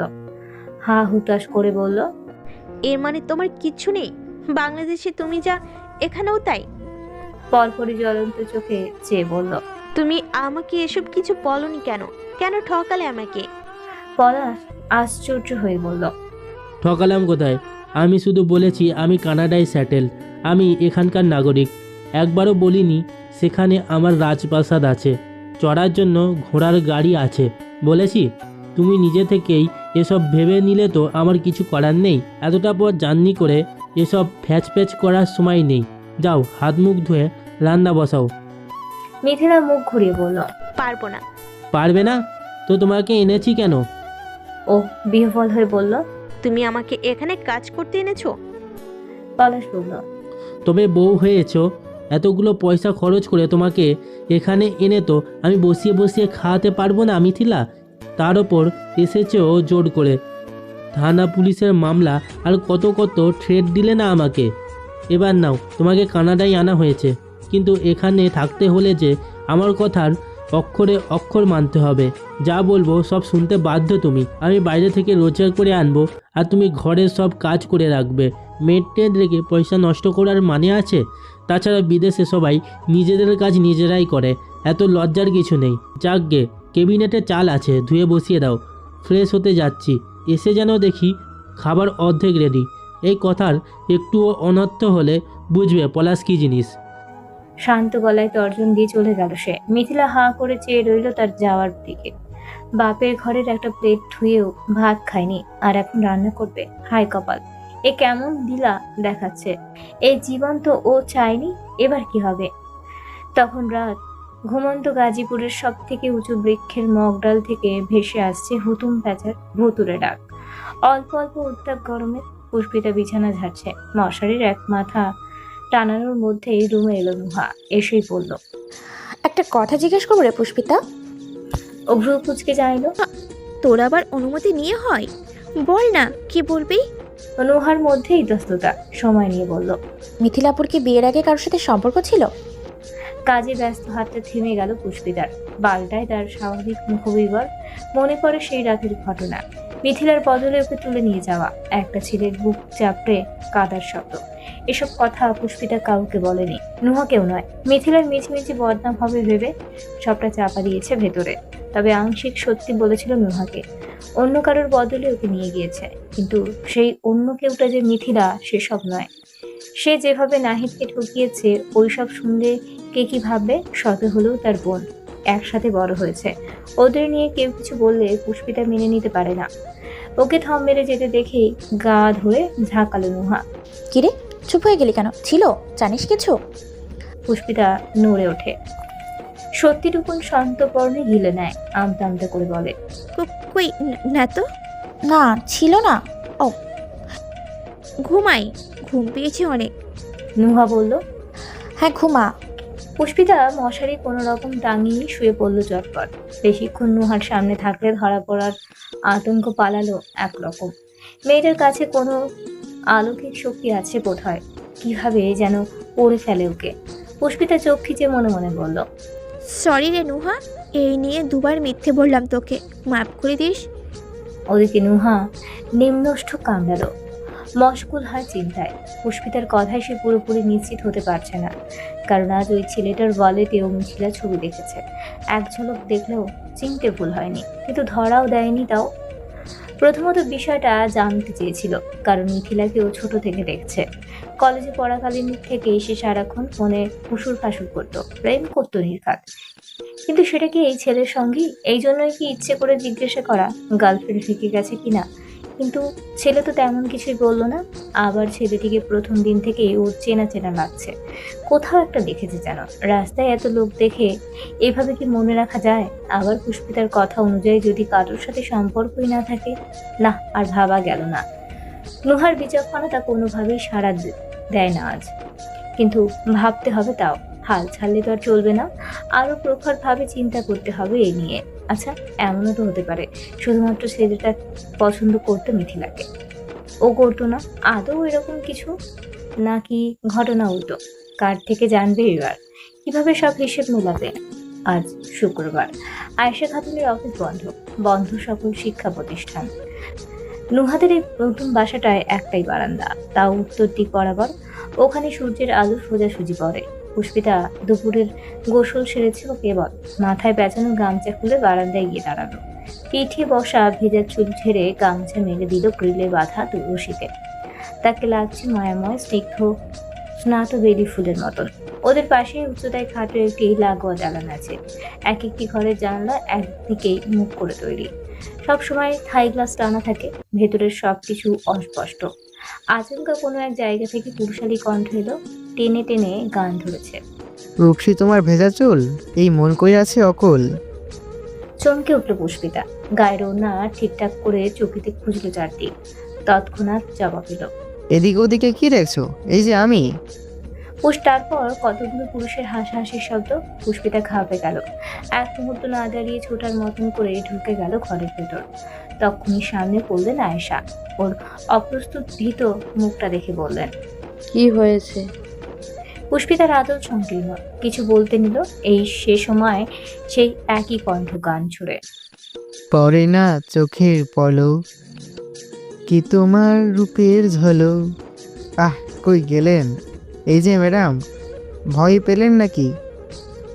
আরে আমাদের ভয় পাওয়ার কি আছে? আরেকবার এদিকে আসুন না, একটিবার চাঁদ মুখখানা দর্শন দিন দেখি। ফের একাধিক হাসির আওয়াজ। দল বেঁধে মজা নিচ্ছে ওরা। যা বোঝার বুঝে গেলেন আয়েশা। হন করে গিয়ে বারান্দায় গিয়ে বললেন, এই কে রে? কোন হতত ছাড়া বিরক্ত করিস? ওপাশে কাউকে দেখা গেল না, তবে একজন চিল্লিয়ে বলল, ও চাচি, আপনার মেয়েকে বিবাহ করিতে চাই, রাজি থাকলে বলুন কবুল। পাশের গুলো সশব্দে হাসে, আনন্দ ধ্বনিতে চিল্লিয়ে ওঠে। নুহা রুমে ছিল, দুরন্ত পায়ে ছুটে এসেই বলল, তোর দাদিকে গিয়ে কবুল বলতে বল। হারাম চাদা, একেবারে মেরে তক্তা বানিয়ে দিব। থাই গ্লাসটা সরল এবার। কতকগুলো মাথা উকি দিতে আয়েশা নুহাকে টেনে নিয়ে এলেন। নুহা চেতে টেতে একাকার হয়ে পড়ল। কোথাকার কোন অজাত কুজাত গুলোকে ভাড়া দিয়েছে, পাশের ফ্ল্যাটে ব্যাচেলার, পাশের বিল্ডিংয়ে ব্যাচেলার, অসহ্য। আয়েশা বললেন, আহা, এত চেঁচামেচি করিও না। আমি ওই বাড়ির মালিকের সাথে কথা বলে দেখছি, এগুলো যে এত শিল্প জানাতে হবে তো। তারপর মুখ শুকনো করে দাঁড়িয়ে থাকা পুষ্পিতাকে বললেন, তুমি আর এই বারান্দায় কিছু শুকাতে যেও না, বারান্দার দরজাটা দিয়ে রেখো সব সময়। দুজন কাপড় চোপড় যা শুকাতে হয় ছাদে গিয়ে দিও, ছাদ থেকে তো ওদের ঘর দেখা যায় না। পুষ্পিতা এবারও ঘাড় হেলায় এক পাশে। ইদানিং তীব্রর মেজাজ খারাপ হয়। অবশ্য মহারাজের মেজাজ ভালো থাকেই বা কখন, শীত হোক বা বর্ষা হোক, সকাল বা বিকেল, তার মাথায় আবহাওয়াটা একটাই। তালু বরাবর সর্বদা মধ্যাহ্নের দগদগে সূর্য ঘুরে বেড়ায়। তবে আজকের ব্যাপার ভিন্ন। গত 3 দিন যাবৎ তার হাব ভাবের অবস্থায় একটু বেশি পুরুষ। এর কারণ পুষ্পিতা। এই মেয়ে সারাদিন ঘরে খিল দিয়ে বসে থাকে, দোর খোলা তো দূরে থাক, একটাবার বাইরে উকিও দেয় না। একমাত্র ভার্সিটিতে ছাড়া তার মুখ দর্শন করার উপায় নেই। কলেজে যাওয়ার জন্য বের হয় কখন সেটাও বুঝতে পারে না তীব্র। 9টা বাজেই তো বের হয়েছিল সেদিন, কিন্তু রাস্তায় পুষ্পিতাকে দেখেনি। এরকম হলে প্ল্যান সাকসেসফুল হতে হতে তো সে যুগ পেরিয়ে যাবে। তীব্র তপ্ত মেজাজখানা কিছুতেই ঠিক হচ্ছে না। উল্টে গলার কাছটাই খুসখুস করে জানান দিল প্রত্যন্ত সুখে টান বসানোর সময় এসেছে। সিগারেটের প্যাকেট পকেটে পুরে ছাদের পথ ধরল। নাহিদ গরুটাও একটা ছেলে হয়েও সিগারেটের ধোঁয়ায় খুব খুব করে কাশে।